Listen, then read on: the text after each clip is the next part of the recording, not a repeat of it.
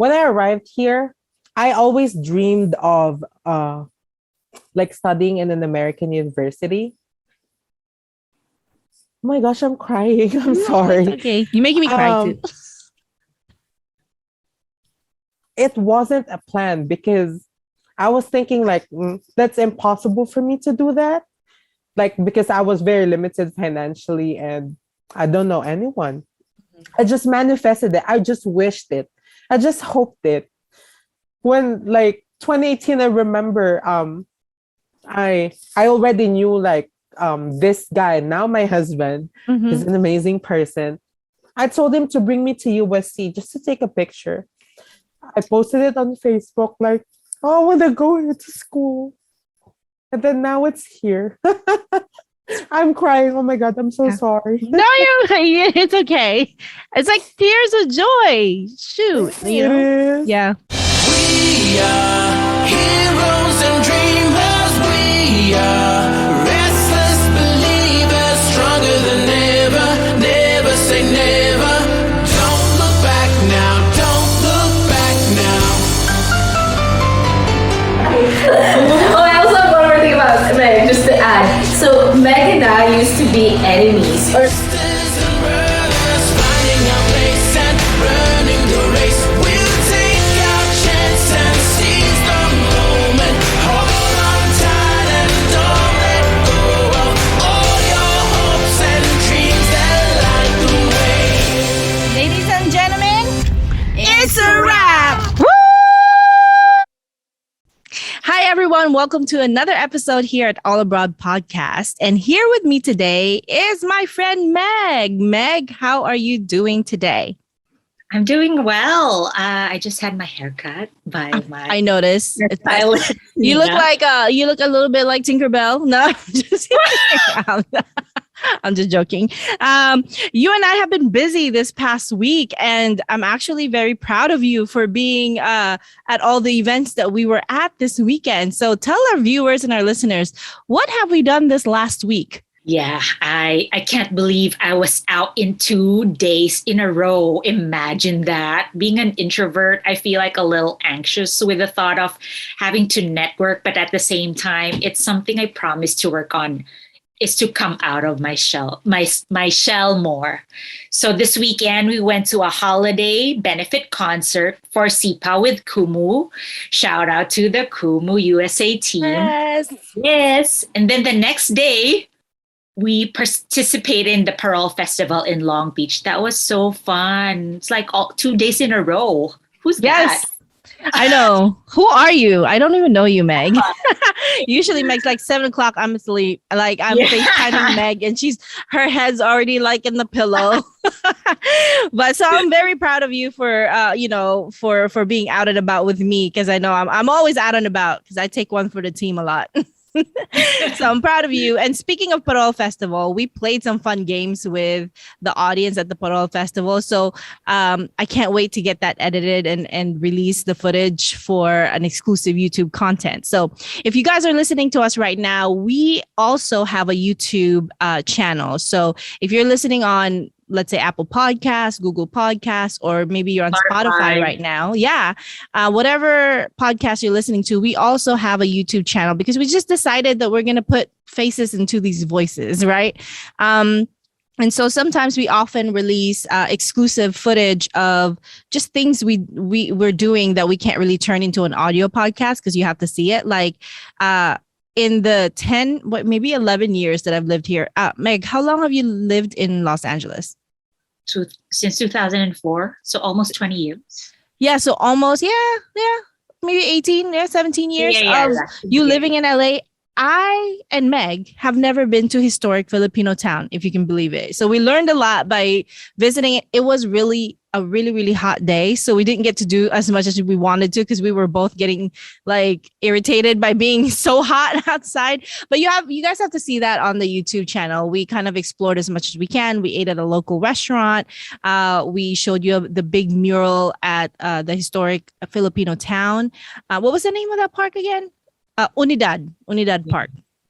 So watch out for that. Also, we have footage out there when we went to Glen Ivy. It's not that often that we go we get time to go to the spa, let alone all 5 of us. Right now, you just see Meg and I, but normally there's 5 of us in this podcast. But, we divide and conquer. And so, everyone has sort of like a busy schedule. So we try to, as much as we can, to interview 2 at a time or something like that. So yeah, check out our YouTube. And also I want to take a moment to highlight one of our dear childhood friends who has always been so supportive of our content. And so many of our childhood friends are actually supportive of our content, but we're going to highlight one today.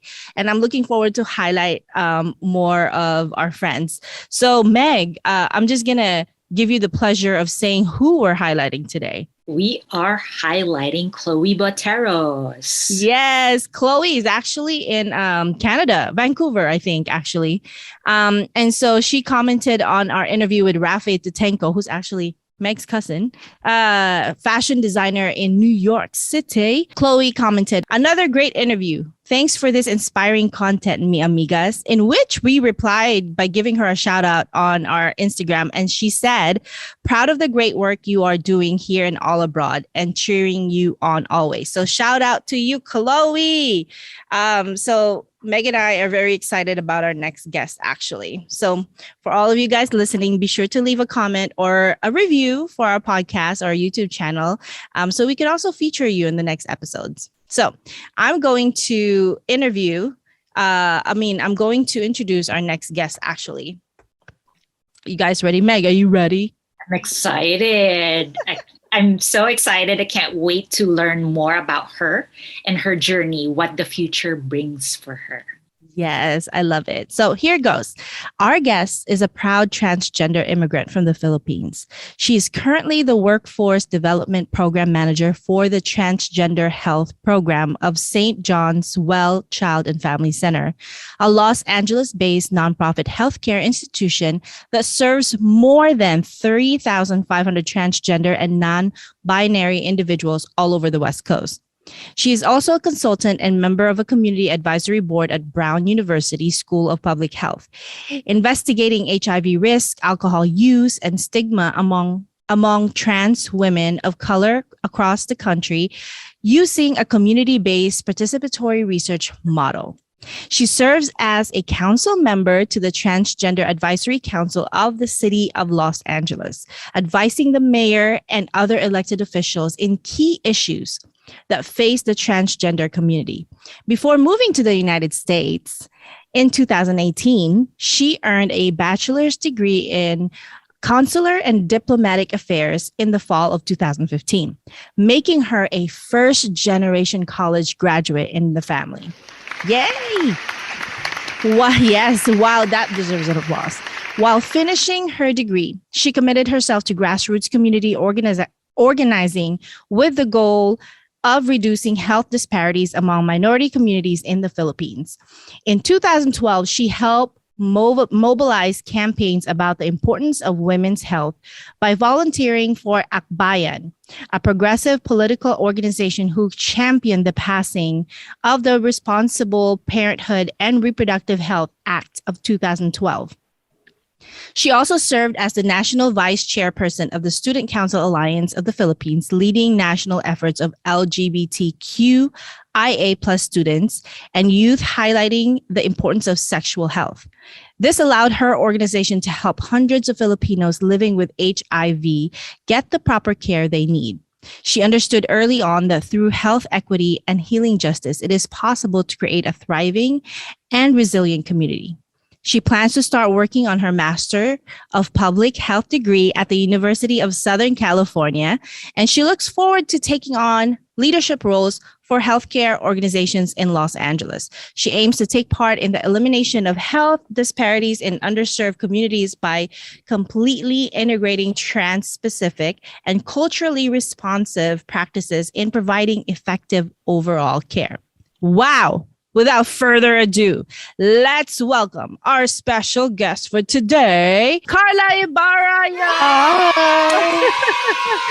Thanks for having me. I learned so much just from reading that. Like I read it earlier to practice and I read it again today. And I'm like, wow, you're amazing. Thank you for being Thank here with us you. today. Thank you. No, thank you for sharing your platform with me. It's an honor, and whenever like I get to visit, meet people and have their platform, shared with me, it's a humbling experience because like being in these places with, like talking to people and just, like talking about the things that I do and the things that you guys do is pretty amazing. And every time I love it. I love people. And Meg, you mentioned earlier you're an introvert person. I'm the total opposite. I'm very extroverted. Extrovert. Like, Like Sweetie May. yes. Well, yeah, well, Sweetie May helped me come out of my shell a bit. So it's good combination friendship. Yeah. That's good. I think you guys balance each other. And that's what, that's what's important. Yes. Wow. So back to you, Carla. Super impressive. First of all, thank you for agreeing to be a guest on our podcast. Secondly, congratulations on being chosen on becoming a council member of Transgender Advisory Council of LA and being accepted in the USC for Masters in Public Health. That is a huge deal. How did you come about? Tell us your background story on how you become involved with the city of LA. Oh, thank you. So I have something to share that I've never actually shared pretty much with anyone yet, or Ooh, at we least get exclusive? publicly. Oh, Yes, I think this will be the first time actually. So I was actually undocumented when I arrived here to the United States. And I was looking for, ways for me to get my HRT medications. So for those who doesn't know what HRT is hormone replacement therapy. So this is what trans people do to transition from, our assigned sex to transition to the gender that we identify with. So in my case, I'm a trans woman to get my hormone medications. So I was like messaging friends, people that I know in LA, because I was really scared to ask, people just go to clinics and stuff because I grew up in the Philippines, not having a primary care provider or, someone who will take care of me with my hormones and stuff, right? So I was asking around. I was connected to community organizers here in LA, who help trans women, like homeless trans women, people who suffer from substance use disorder and stuff like that. That's how it started for me. Someone helped me to be there, at the clinic at St. John's. Actually, it's a full circle. So that's where I started. Someone actually referred me to them because they provide low cost to free medical care. That's how I started. And I got married, and I realized that I saw the reality of being trans. Though I'm privileged because I was able to finish school and stuff like that, I still saw the kind of struggle that the community faces here, especially trans women of color. So I decided, I made it a personal mission and a promise of paying that kindness forward, of that person who helped me to start with medical care. amazing. Oh, that was long. No worries. And I was gonna say, you're not the only one. As I mentioned, there's 5 of us here, and one of us actually shared her story of being undocumented for a while as well, until the papers were figured out, and then she helped her parents, then now helping her brother and her auntie. So yeah, you're not the only one. There's a lot. I'm sure the people are listening and thinking that they can relate or know someone that can relate. And this is the thing. If there's any listeners here or viewers that you have who are undocumented, there's nothing to be ashamed about it. But I understand, the stigma behind it because of like the kind of culture here in the US, being towards undocumented immigrants. But I'm telling you, you deserve to be here as much as anyone else. And that, of course, just for safety reasons, we don't really out these people because, Of course. Yeah. So if you are watching and you're undocumented, I'm very proud of you. Yeah. Fight on. Wait. Back to Meg's question. How did you get involved with like the city of Los Angeles? Oh, is that the question? The Yeah. city? I was talking about I apologize. No, it's okay. We wanted So to know that part too. initially, that's my community involvement. That's how it started. Mhm. To the city of LA. So there was an opening, an application. Because I'm currently serving as the program manager for workforce development at St. John's, Mhm. and we get a lot of like community advocates, activists, from the city who are getting their care from us. So like even pretty famous trans people get their care from us. So whenever I talk to patients like how their care is, how's everybody doing, is the care that they're getting quality or fit for what they need, stuff like that. And then I'm going to mention Mother Karina Samala, the chair. She's also a Filipino immigrant here, a trans Filipino immigrant. She asked me like if I'm interested because this is the kind of work I do in the Philippines too. So I told her, okay, I'm gonna try. How we say in Filipino, wala namang mawawala kung magta-try ka. Yeah. Something like that. Basically, like you won't lose anything by trying. Yeah. Yeah. So I tried.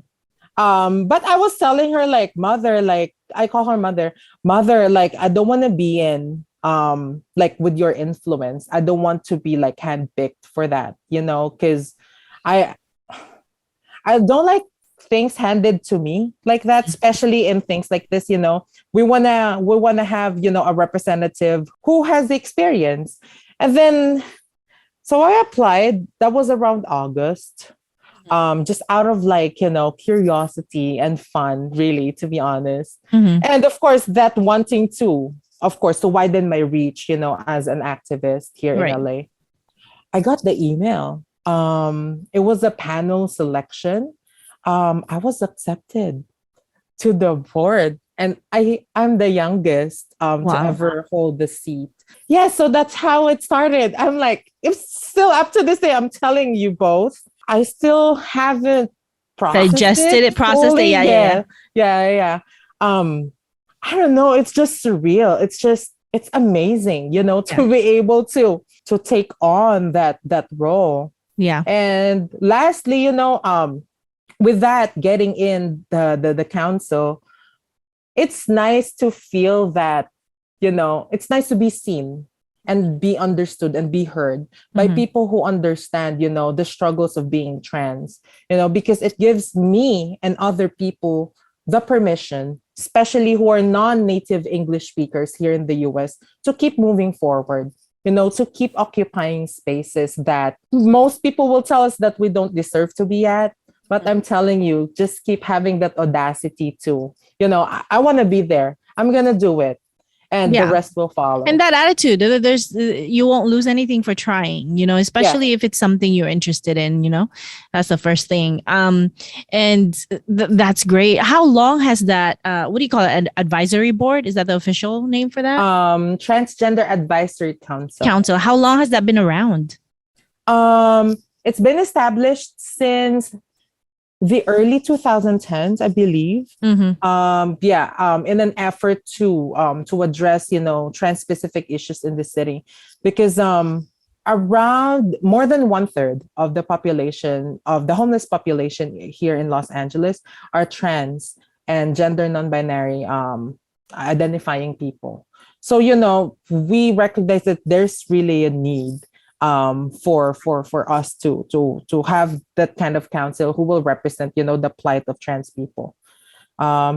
So that's how it started, and I'm happy. That feels validating to me.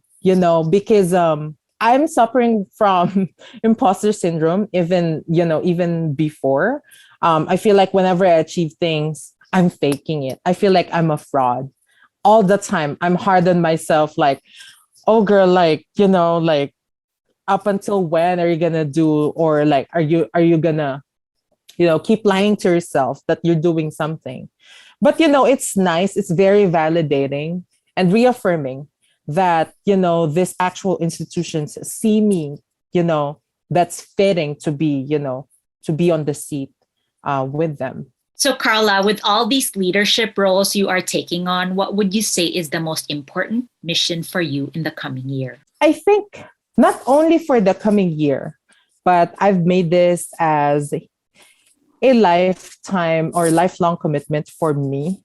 It's a personal mission for me is, to keep holding space for people who look and speak like me, especially to the young trans kids who might be seeing this, or, families of immigrants who maybe have, trans family members, that they can count on me when it comes to properly representing the community, and not only doing that, but by also like holding the door wide open so that others may come in and have a seat with me at the table.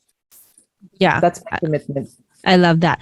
I want to get into a little bit of your background because you're from the Philippines, but where are you from the Philippines and when did you move to the US?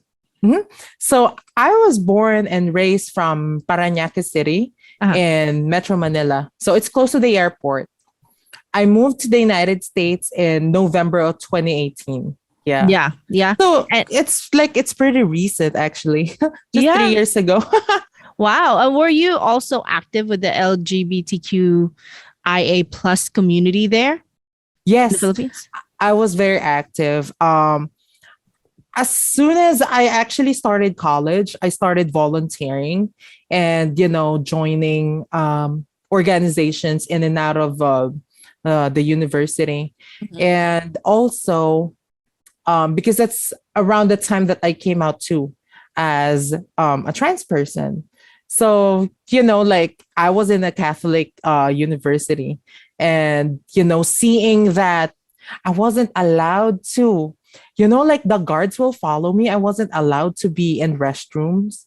So I'd rather, not pee while I'm, when I'm in school because of that fear of, them following me and always calling me out and singling me out that, hey, you cannot use the restroom. That's how I started advocating for, especially for trans people in school. I ran for the student council when I was in second year college as a vice president, and I won. People like me. Whenever they see the credentials, they always feel like, I don't know, that's how I felt too while I was listening to you, Sweeney, when you were introducing me. I felt like, oh, she's such a serious person, like doing all this serious stuff.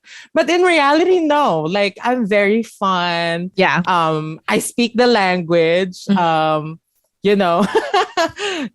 stuff. And I'm freaky too. Hilarious. We're going to have some fun later for sure. Towards the end of this, we'll play some games. So that's good that you've always been active to before moving out here. Meg, go ahead. Okay. Carla, I'm curious, when did you officially transition? Tell us a little bit more about that story and what was that like? Take us back to the day that everything finally made sense to you. Were the people around you supportive?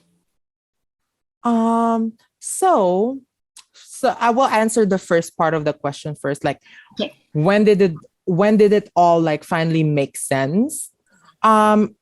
Actually, as early as when I was 7 or 8, I already knew that, I am different.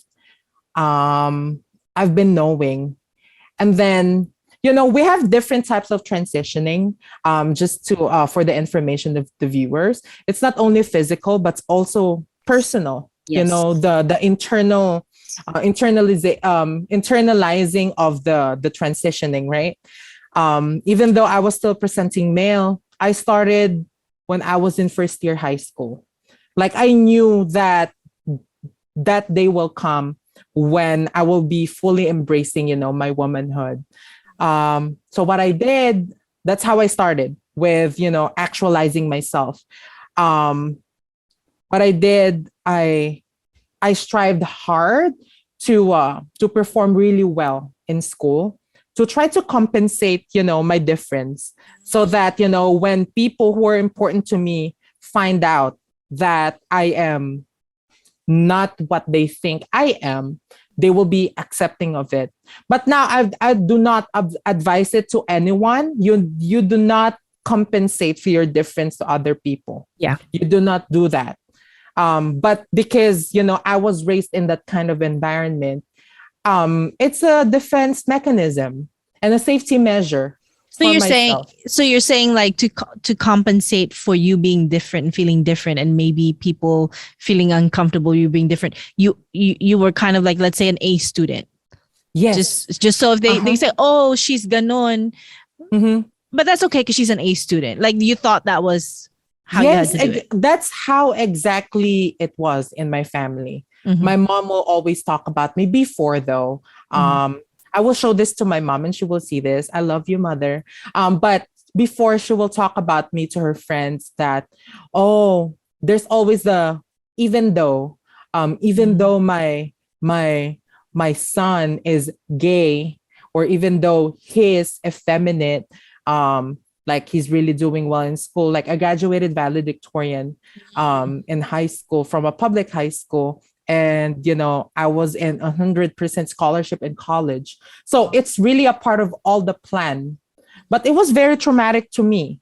I do not wish that to anyone, especially to trans people. No one deserves to go through that kind of pressure that I was really forcing myself, because I had that constant feeling, of needing to overperform to compensate my difference to them. And the next question, Meg, if people were supportive, no, they weren't very supportive. My dad asked me like, so he said his exact words were, like mukha kang lalaki tapos magdadamit pang babae ka, like you look like a man, hardcore like a man, and then you're gonna dress like as a woman. Like that's absurd, that's weird, that's like you're a freak essentially. But I didn't know how to defend it, so I was just quiet about it. I just did my thing, that push myself further. And it's that, hard. It's hard to defend yourself to adults as a young child. Like you feel like you can't talk back. You get, Yes. Yes. So yeah, I get that. And then finally, second year college, I got exposed to people who are, taking feminizing hormones, which are my friends too from school and outside of school too. I've met for the first time. I was around a group of actual trans people. A part of me before as a kid didn't want to be trans, because the trans that I know is those people who are just, in the streets, like people berate them, people laugh at them. You know what I mean? So I didn't want to be associated with that kind of identity. To me, that was shameful. But I realized as I went along that it was shameful because people made it that way, because people constantly attacked them. That opportunities, were not available to people like me. But I kept denying it. I kept suppressing it until I was in second year college. I started taking hormones, right? I saw actual trans people from other universities too, who are trans. I'm like, oh my gosh, like I'm not alone. Yeah, I'm not the only one. Yeah, there's that a feeling of relief when you see people who look like you and who embrace, their identity like it's something, before I treat it like something to be ashamed of, or something that's not really like, to be a source of pride, that kind of thing. So it's not only the physical transitioning and emotional and mental transitioning, it's also my actual attitude towards, transness. It was amazing. It was a roller coaster until my parents saw that, I was becoming really like feminine, because of the hormones. And they saw how normal I was, because they thought that, I cannot fault them too in a way because they're a product of our time. And, like they grew up like that and they didn't have the resources. You know what I mean? Yeah. So I understand to a certain point that they do not, they're ignorant about it. Mhm. And then until when I started, like because I'm going to school and then I learn things and then I bring it home. I tell them like, okay, so this is the thing. This is why the community is like this. This is why we don't laugh at them, but instead we lend a hand, like we help them. We hold their hands and walk with them. That's how I told them. I told them that even though I didn't really feel accepted, but you still kept on trying to understand me and look where it got me. So I told them we gotta be like that to other trans people too, so that they too may have a chance in life. Yeah. You know what I mean? Yeah. Yeah. So that's the transitioning, it's not only yourself, but also the people around you. Yeah. You gotta like condition them that, hey, like I go by Carla now. These are the pronouns that I use. Stuff like that. And also, I feel like there's a lot of people that are still really not confident about what they know about transgenders and just the LGBTQIA plus, and for some, I mean, I've had friends, they're like, what is IA plus? Yeah. Like it stopped at LGBTQ. It used to be LGBTQ. What's IA plus? So let's take this moment, maybe Carla, if you could just share something to even like basic understanding for people who are looking for answers, but not know where to look and maybe don't have time to actually Google things. So I mean, Yeah. let's give them the info. What can Yeah. you say about, just basic information that they should know? Okay. So since I'm trans, I'm gonna start with that. So what is trans or transgender? So just for the information of everyone, transgender, the word transgender is actually an adjective. So it means that we use it together with a noun, which is like person or woman or any nouns like girl, boy, woman, man. So transgender woman. So we don't call them transgendered or just transgenders, but instead a transgender person. It's used to describe the person. So what is trans? Like, what's the meaning of it?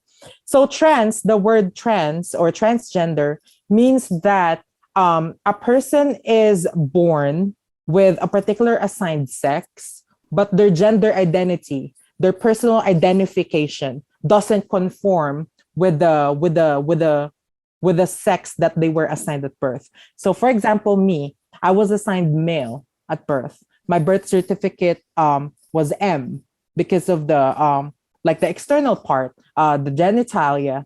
But then as I went along, growing up, the idea, the internal self is not really like of a man, but instead of a woman. So that's trans. So we're moving on to cis, like CIS, cisgender women, cisgender men. So when we hear the word cis, especially now in social media, we see it everywhere.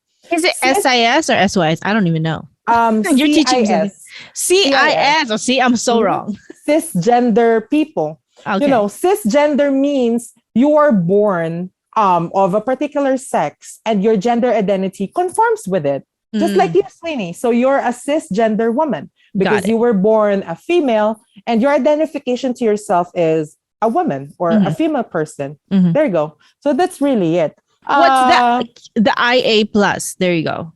Of the LGBTQ. The IA plus means that the plus first, it connotes that human sexuality is not just limited to just the terms that we currently have. It's actually ever evolving. Science have proven that several times. That like before we used to think that sex and gender is just a binary concept, that it's just black and white, that it's just male or female.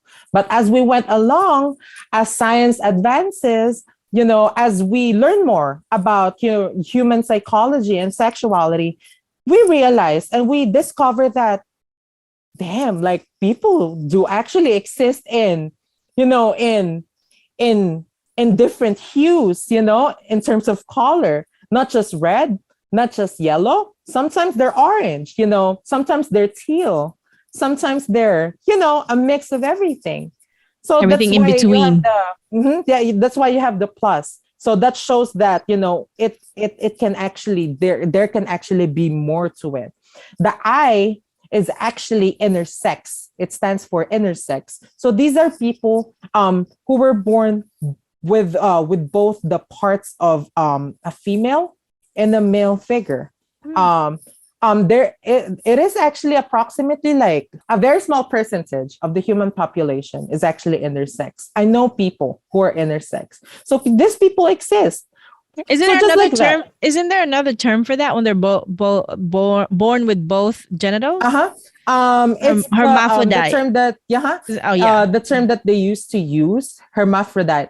But like the medical term now is intersex because they realize that it's actually dehumanizing and it's a very stigmatized term because we use it mainly to animals like starfish or Mm. seahorses which actually like shows like, you know, characteristics of Yeah. being a hermaphrodite.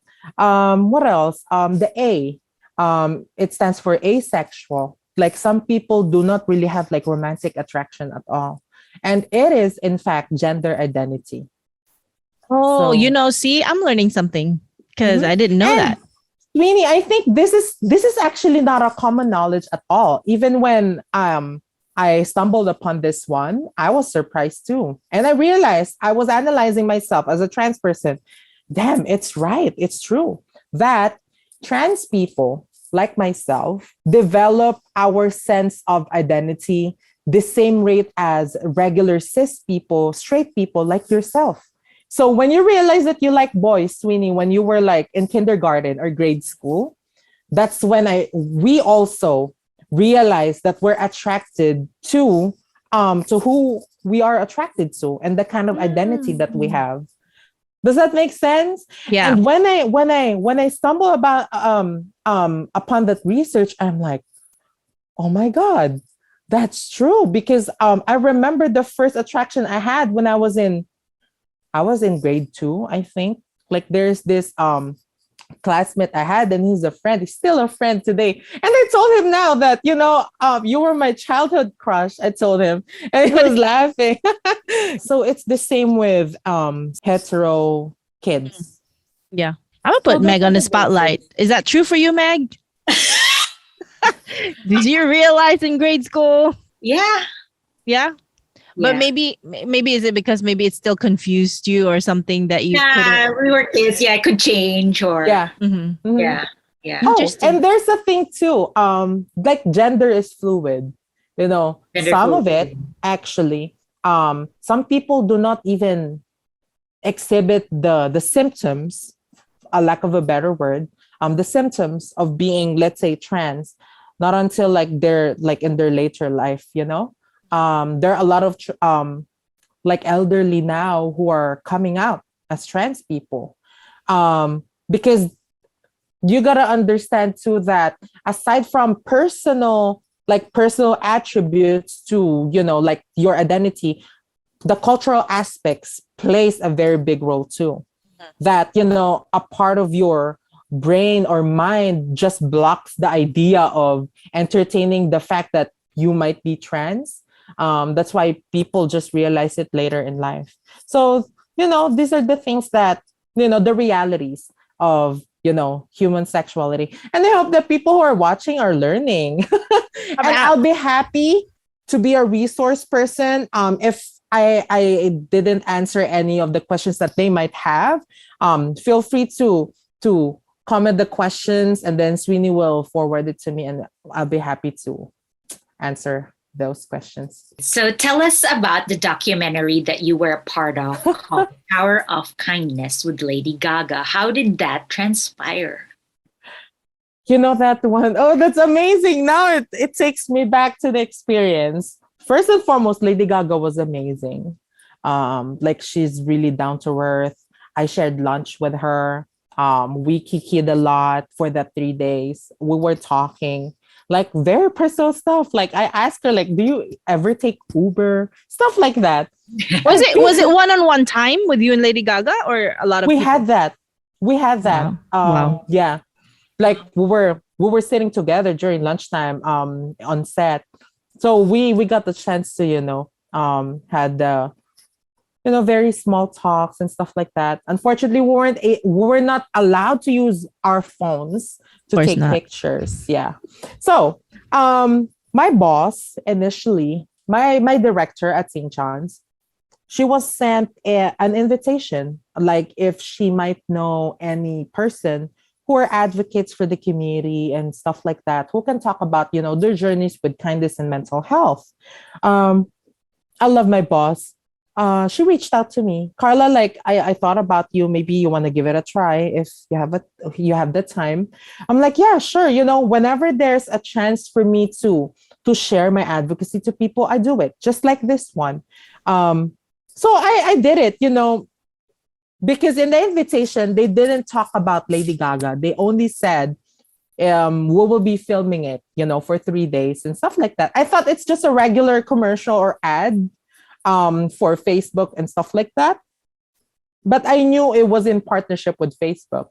So I'm like, oh, pretty big. And then first day, I still don't have any idea about the whole Lady Gaga thing. I only know that I came in prepared, like just the usual stuff I talk about, mental health, paying the kindest forward, people who did you good, you pay that kindness forward to other people, and we spread kindness like that. And then we were doing makeup and stuff like that. Yeah. One of the staff, they were just like, okay, like we gotta be ready because our special guest is coming up. I'm like, oh damn, like we have a special guest. And then she just walked out, like she just walked in casually. Girl, the reaction on the first part of the documentary is legit. It's not scripted. That I was really gagging when I saw her. Like walked in, like, how is everyone? I'm like, girl, I was gagging. Like, damn, they didn't even tell us. Like, I could have prepared, like what I was wearing that day. I could have at least, acted a little extra and proper. Yeah. That's the whole Lady Gaga experience. Were you starstruck at the least to say? Yeah. I was. And I'm not the person who's like big on celebrities. Mm-hmm. But with a person like Lady Gaga, like she shares her platform with people and her advocacy too with the LGBT community. So it's personal to me. It's a personal thing. And I like her music. Yeah.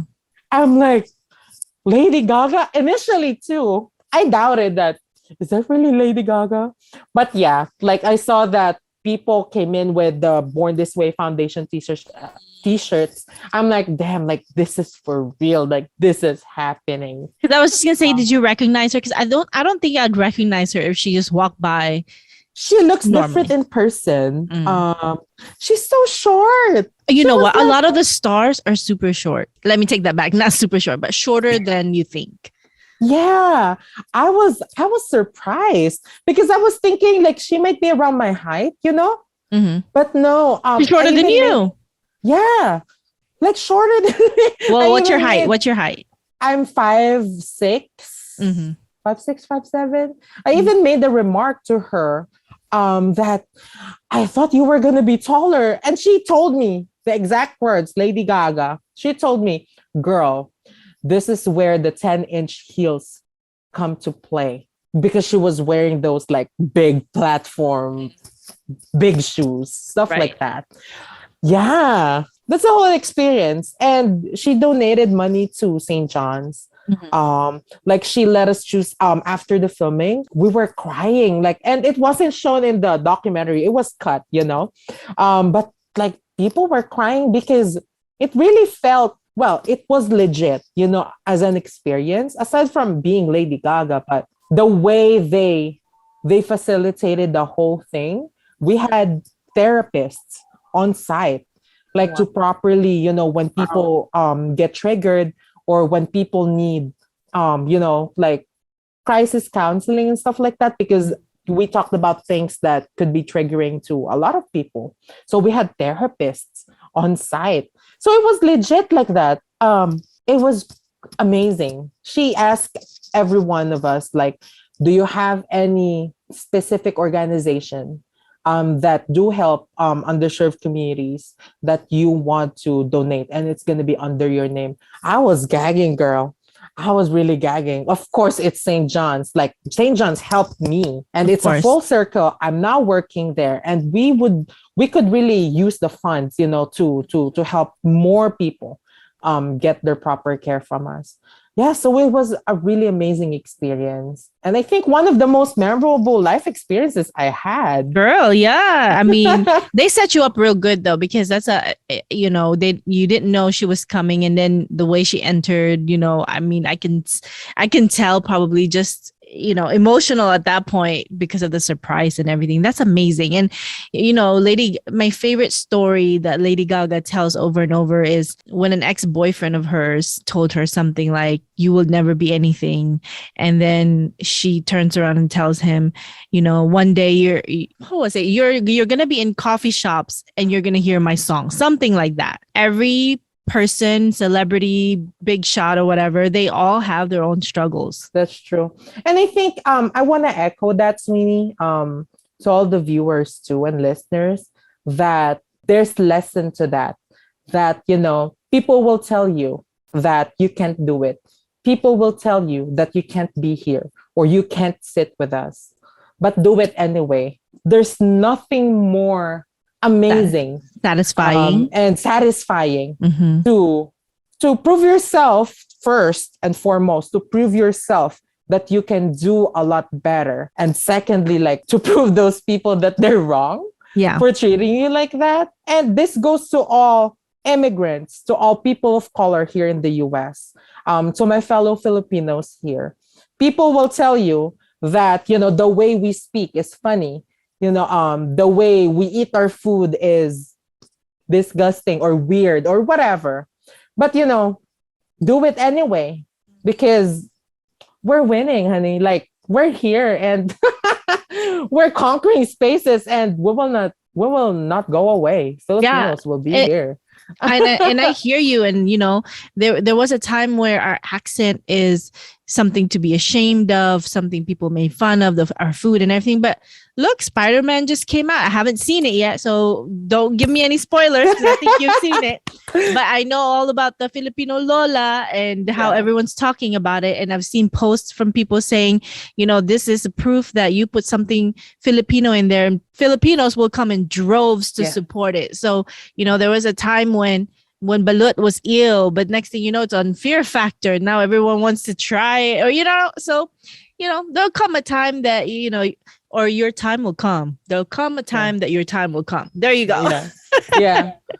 And like, people will make fun of you, but I want to tell everyone that, don't also forget that there will always be people who will be rooting for you, who will be there, who will always have your back no matter what.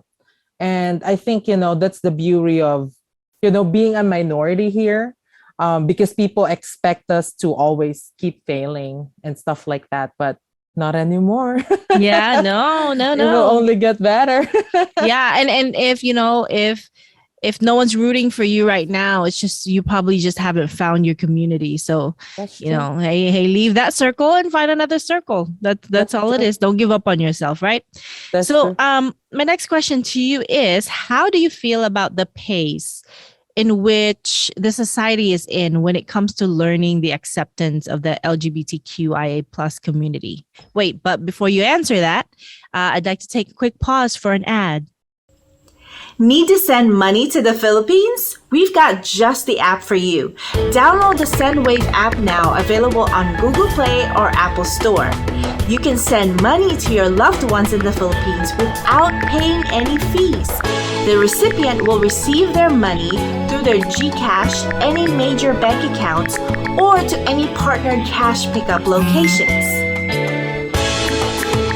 The money transfer is sent quickly within minutes and bank transfers within 1 to 5 hours. That's fast. Download the app today, sign up, and select the Philippines flag. When prompted, enter the promo code All Abroad in one word to receive a bonus of $10 or close to 500 pesos. If you forget to enter the code in the beginning, you can still do it on the upper right-hand side of the app by clicking on the person icon and finding the promo code field. Remember, the code is All Abroad.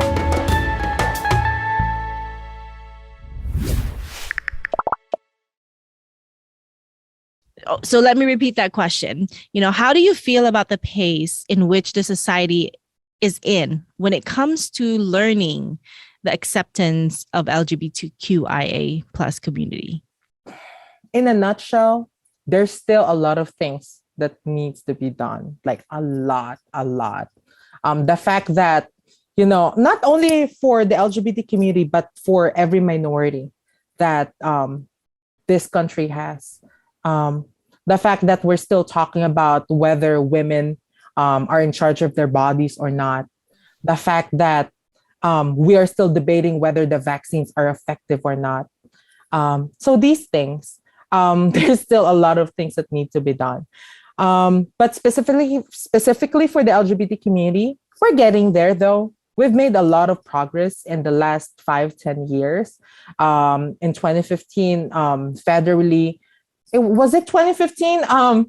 Marriage equality was finally, has finally became a federal law in 50 states here in the US. So we made those, we're slowly making those progress. But at the same time, trans people, especially trans women of color, are still murdered and killed in rates where it's just really unacceptable. And the way that, like the violence against us and all minorities are still there. We will not stop.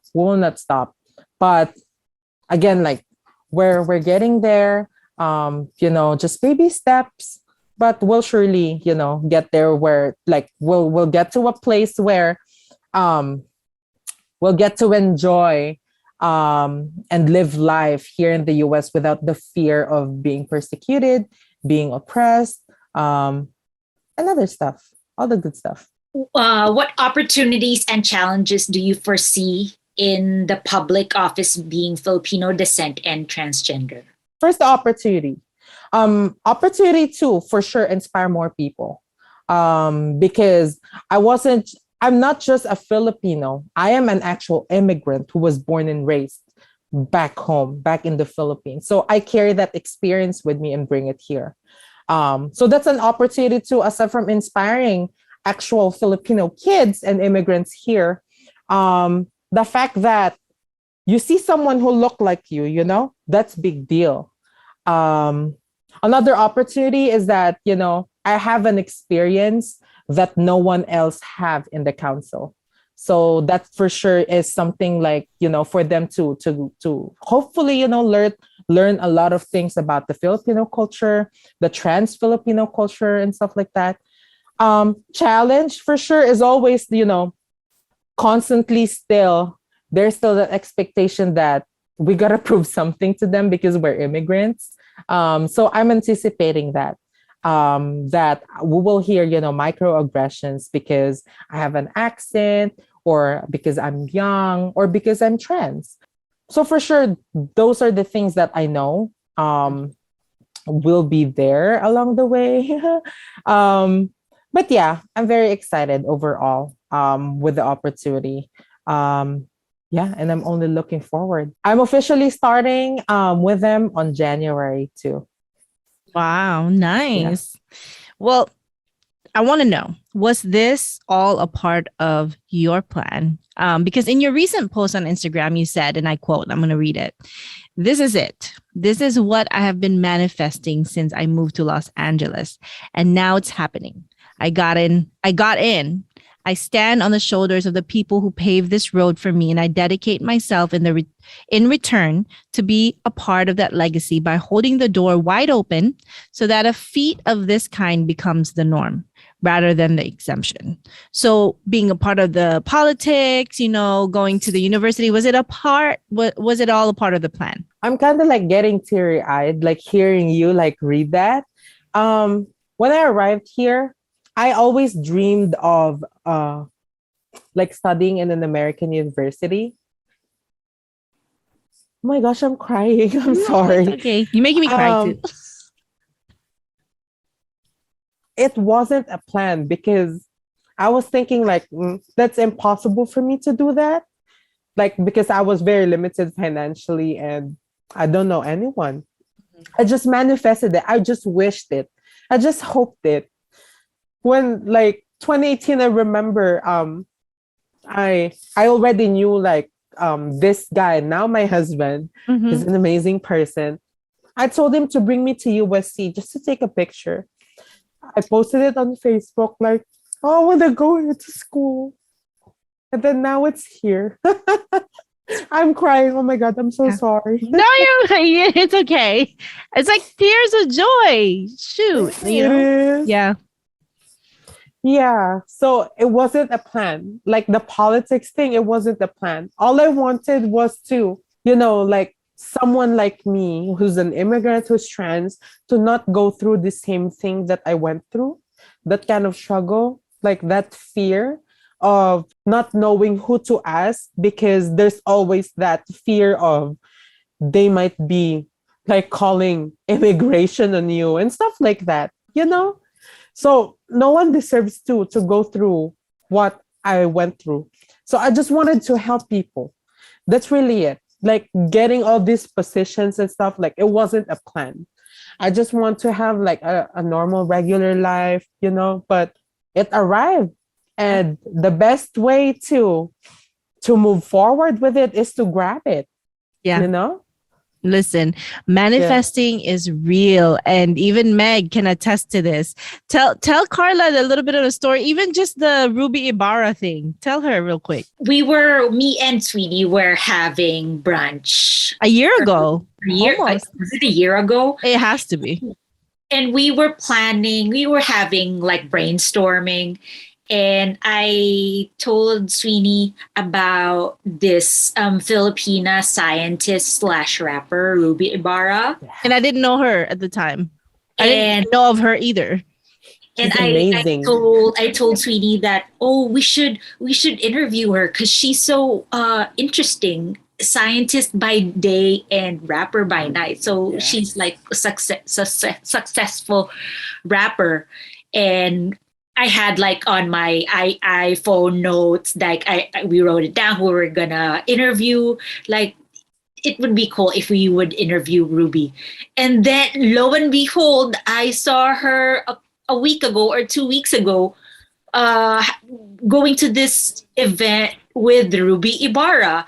And Sweeney probably forgot. And I told her, Sweeney, we are manifesting what we were planning a year ago. And now you're rubbing elbows with Ruby Ibarra. And I had no idea this was the same person.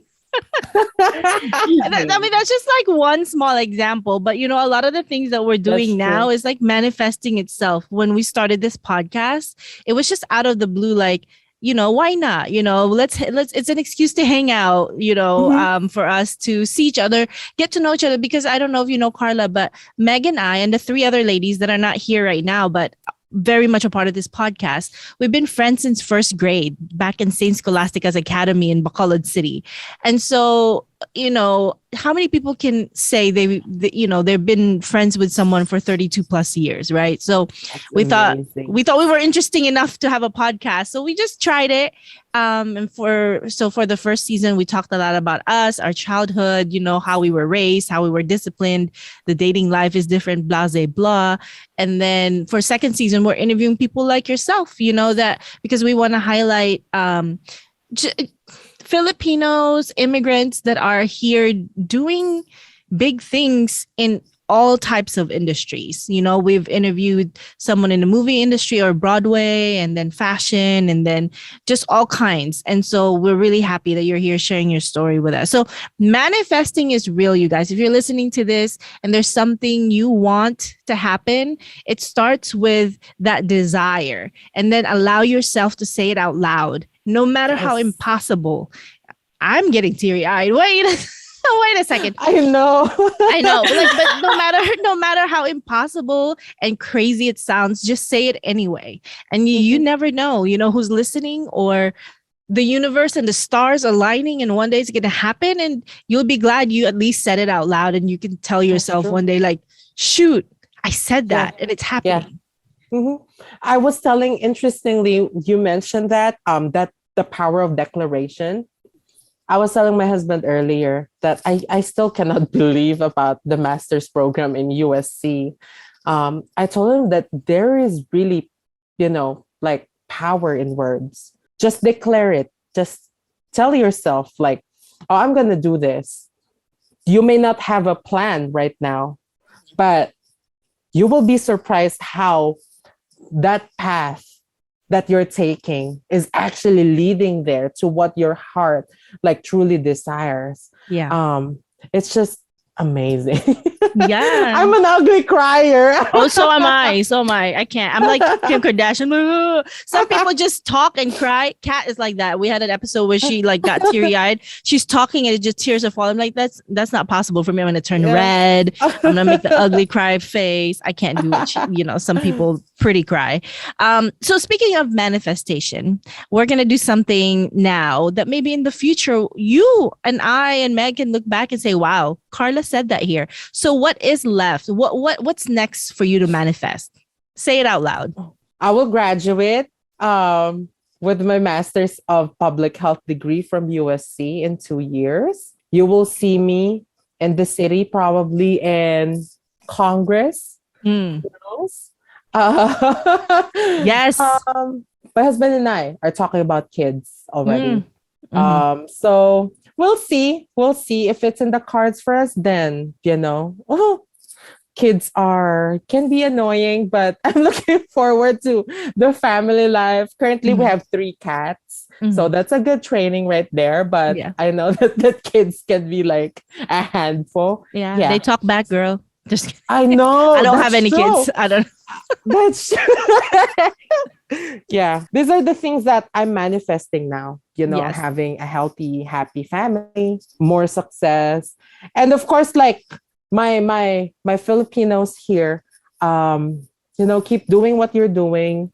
Like, show everyone that Filipinos are something else. That we are amazing at what we do and what we choose to do. We really excel. And no one can take that from us because that's in our blood. Yeah, for sure. As a Filipino, what is your hope for the LGBTQIA community in the Philippines and the homeland? And what do you foresee will change in the next few years? Do you personally, do you have any hope that marriage equality will transpire in the Philippines? Well, maybe not in the near future. But I remain hopeful because Filipinos are intelligent. We are very resilient people. Even though, like, we're going through a lot of you would say a lot of like struggles when it comes to like policies in the Philippines. I don't doubt that one day it will come. Maybe not in this decade, who knows? But I remain hopeful. And my hope and wish to the Filipino LGBT community, especially back in the Philippines, is to keep fighting, never stop. We're doing this not only for ourselves, but always have it in mind at the back of your head that you're doing it also for the future generations of trans people and LGBTs to come. That, that we may no longer have a kid like me before who is struggling internally, but can't open up to anyone. Those kids whom we lost, in this fight to equality because they cannot talk to anyone. I hope that we will not have those kind of stories anymore, but instead, again, with what I said in my post on Instagram, that, feats like going to grad school, having a legitimate seat in government as a trans person is not an exception to the rule, but instead the actual norm. So that's my hope. And we'll get there. We'll get there. Yeah, for sure. Well, thank you so much for being here with us today. I do want you to talk very quickly, just a preview, because I think maybe Meg wants to know about this too. But I know that Jason is the one that connected us from SoCal Filipinos, and that you're going to be leading that Maharlika group. So if just quickly you can talk about what people can expect with this group, and what are you planning to do with this? Actually, it's Bahaghari. Oh, I don't know what I said Maharlika. My bad. Bahaghari. I don't know why. No, you're good. Maharlika sounds amazing too. So what is Maharlika? Why did that come into my mind? What the heck? So Bahaghari is actually the official LGBTQIA plus arm of the so-called Filipinos group. So it's a subgroup, you would say, of the so-called Filipinos group in Facebook.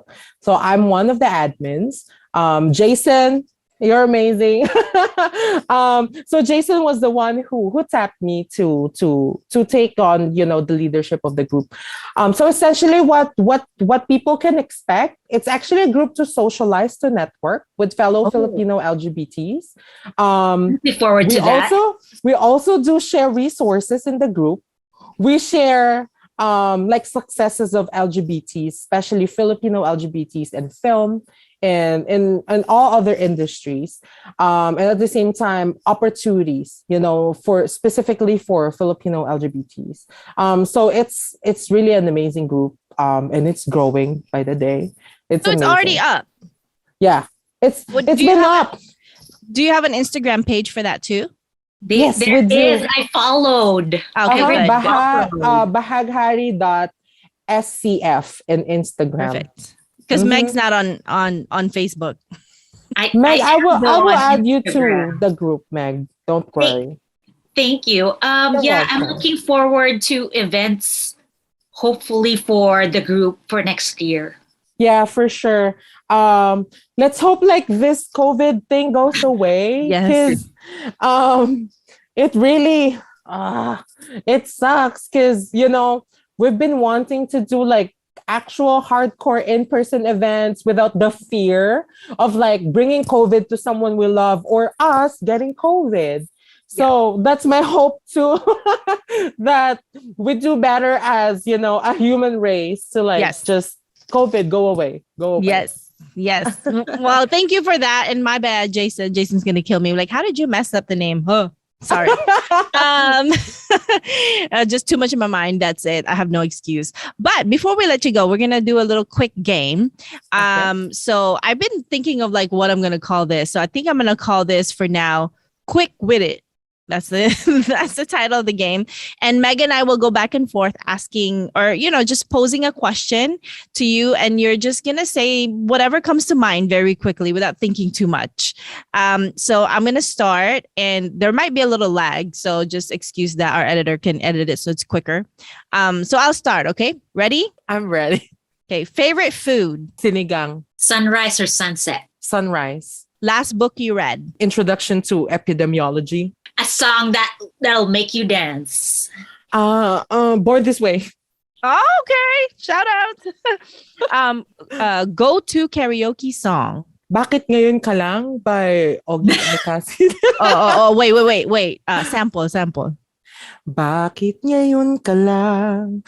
Bakit ngayon kung kailan ang aking puso'y mayroon ng laman? Carla can sing! Yes! Go ahead, Meg. Favorite dessert? Leche flan. Sinigang or adobo? Sinigang. All the way. Sinigang is life. What show are you watching right now? I'm currently watching Anthrax by National Geographic in Hulu. Okay, we'll take that. Next place you'll travel to? Mexico. Show or movie you can watch over and over again? Avengers Endgame. Ooh, yeah. One thing you love most about yourself? I'm Filipina and I'm trans. Yes. I'm proud of it. Oh, there's one more, Meg. Oh, if you had 5 minutes with God, what would you ask or say? God, please change people's minds towards, trans people. Trans people. I love it. I love it. Good job, Carla. Thank you. Yes. Last two Ooh, the things. pressure. Yeah. Last two things, though. First, tell our viewers how to find you online, how to support the things you're doing, and how to get in touch with you. Oh, thank you for giving me this opportunity. So first you can follow me on Instagram. So my new Instagram handle is Miss dot Carla Ibarra. So that's my name, Carla Ibarra, Miss dot Carla Ibarra, and you can also add me on Facebook on Carla Ibarra. You can also support us by donating or maybe spreading the word. For St. John's Well Child and Family Center, we would do primary care, not only for trans people, for any people. For kids, we have pediatrics, we have maternity care, we have HIV care, regardless of people's inability to pay. So regardless if you have insurance or if you're undocumented, it's a safe place for everyone. I'll be happy to make an appointment for you. There you go. Yay! And lastly, what would you like to share to those who may be struggling with their identities right now and to the rest of the world? One thing, take your time. You have your own timeline. Don't be pressured if, you see me and I am unapologetically trans and I'm so out. It's okay not to come out yet. That's a decision that only you have the power to do. So if you are struggling internally especially with your gender identity, know that you're not alone in this fight and that it's a battle that you will for sure win sooner or later. Yeah. So never stop, never give up, because there's always hope and the path to enlightenment is beautiful. Take it from me. What a way to end the podcast. Please like and subscribe and comment down below to make sure that you are in tune and staying in tune with what's next with All Abroad Podcast. We are here.